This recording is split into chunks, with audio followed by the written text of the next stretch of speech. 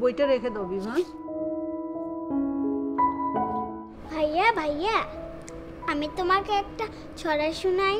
হ্যাঁ, আমি তো আপনার ছড়া শোনানোর লেগেই বয়ে রইছি, শুনান।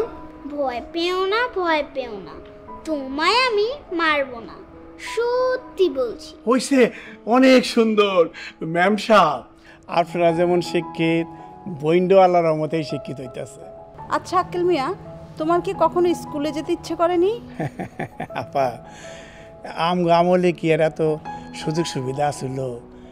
আচ্ছা, তুমি তো বিভার কাছে অক্ষরগুলো শিখে ফেললেই পারো। আসলে ঠিকই কইছেন, শিক্ষিত মানুষের গুণই আলাদা। এই যে দেখেন না, আপনি স্কুলে মাস্টারি করেন, আবার সেলাই কাজ করতেছেন, ঘরের কাম কাজ করেন।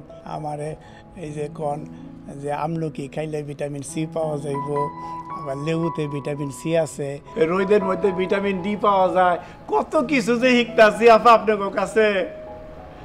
আপা আপা, আমরা চলে এসেছি, খুব ভালো হয়েছে। শুনো, আমাদের সবাইকে ডেঙ্গু রোগ প্রতিরোধ করার জন্য সচেতনতামূলক কর্মকাণ্ড অনেক বাড়াতে হবে। আমাদের চারপাশ পরিষ্কার পরিচ্ছন্ন রাখতে হবে, ঝোপঝাড় যেন না জমে সেদিকে খেয়াল রাখতে হবে, কোনো অবস্থায় পানি জমানো যাবে না। অবশ্যই সকলকে মশারিটা নিয়ে ঘুমাতে হবে, আর এই বিষয়গুলো সবাইকে বারবার জানাতে হবে। আপা, এডিস মশা বংশবিস্তার না করতে পারে, সেদিকে আমাদের খেয়াল রাখতে হবে।